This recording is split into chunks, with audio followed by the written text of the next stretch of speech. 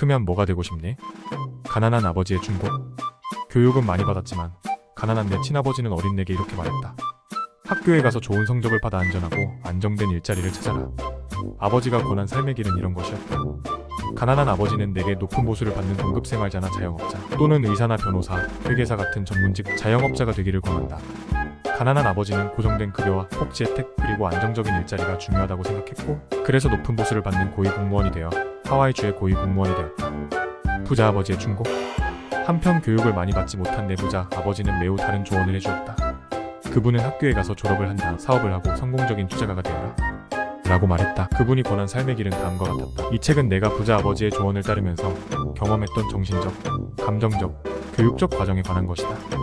이 책을 읽어야 할 사람들, 이 책은 사분면으로 옮겨갈 준비가 되어 있는 사람들, 특히 지금은 이와 S에 속해 있지만 앞으로 B나 I로 옮겨가고자 하는 사람들을 위한 것이다. 안정적인 일자리를 넘어 경제적인 안정을 달성하고 싶어하는 사람들을 위한 것이다. 쉽고 편안한 삶의 길은 아니지만 그 길의 끝에 놓여있는 경제적 자유는 힘든 여정에 해안 충분한 보상이 되어줄 것이다.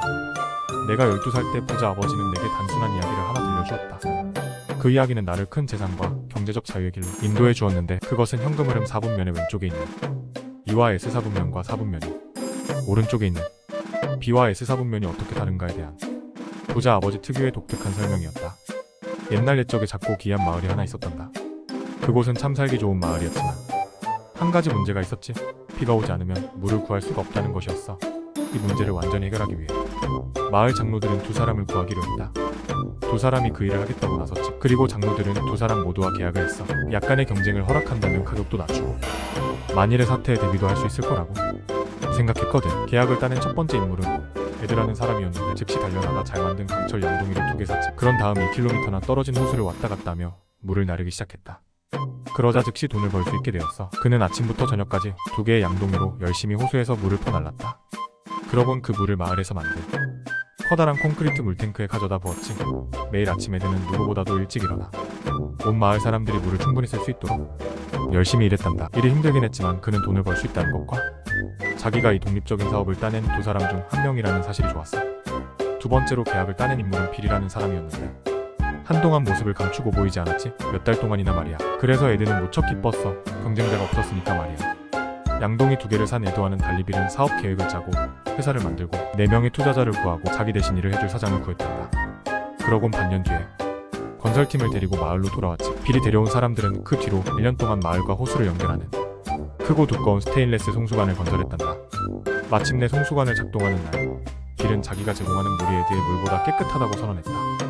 빌은 마을 사람들이 에드에게 물이 더럽다고 불평하는 걸 알고 있었거든. 또 빌은 1년 내내 하루도 빠짐없이 하루 종일 물을 공급할 수 있다고 말했지. 에드는 평일에만 물을 공급했어. 주말에는 일을 하고 싶지 않았으니까. 그리고 마지막으로 빌은 이렇게 깨끗하고 좋은 물을 에드보다 75%나 낮은 가격으로 안정적으로 공급하겠다고 선언했단다. 마을 사람들은 환호성을 지르며 그 즉시 빌의 송수관 끝에 달려있는 수도꼭지로 달려갔지. 에드는 빌과 경쟁을 하기 위해 즉시 물값을 75% 낮추고 양동이를 2개 더 산 다음 양동이의 뚜껑도 달았단다. 그러곤 이제 양동이를 한 번에 4개씩 운반하기 시작했다. 더 나은 서비스를 제공하기 위해 자신의 2 아들까지 고용해서 주말과 야간에 일을 시켰지. 아들들이 대학에 가게 되자 그는 아이들에게 이렇게 말했다. 빨리 돌아와야 한다. 이 사업이 언젠가는 너희들께 될 테니까. 그런데 무슨 이유에선지 2 아들들은 돌아오지 않았어. 결국 에드는 직원들을 고용했고 노조 문제를 겪어야만 했다. 노조는 더 많은 임금과 복지 혜택을 요구했고 양동이를 한 번에 하나씩만 운반하겠다고 말했지. 한편 빌은 이 마을에 물이 필요하다면 다른 마을에도 물이 필요할 것이라는 걸 깨달았어. 그래서 그는 사업 계획을 다시 신속하고 대량 공급이 가능하며 가격은 낮고 품질은 높은 그의 물 공급 시스템을 전 세계 마을에 팔러갔지. 빌은 물 한 양동이당 겨우 1센트밖에 못 벌지만 대신에 매일 수십억 양동이의 물을 배달한단다. 그리고 그가 일을 하건 안 하건 수십억 양동이의 물을 배달한단다.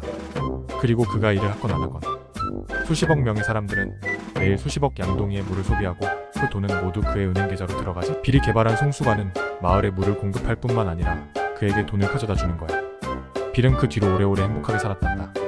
하지만 에드는 평생 동안 열심히 일만 하면서 영원토록 경제적 곤란을 겪었지. 자, 이야기는 여기서 끝이다. 빌과 에드의 이야기는 수년 동안 나를 인도해 주었다. 내가 삶에서 중요한 결정을 내릴 때마다 이 이야기는 나를 도와주었다. 나는 종종 스스로에게 이렇게 묻는다. 나는 지금 송수관을 짓고 있는가 아니면 양동이를 나르고 있는가? 나는 힘들게 일하고 있는가 아니면 영리하게 일하고 있는가? 그리고 이런 질문들에 대한 대답이 나를 경제적으로 자유롭게 만들었다. 이 책이 알려주고자 하는 것도 바로 그것이다. 이 책은 사업가 B와 투자가 I가 되려면 무엇이 필요한지 말해준다. 이 책은 양동이를 나르는 데 지쳐 송수관을 만들고 주머니에 현금이 흘러들어오게 하고 싶어 하는 사람들을 위한 것이다.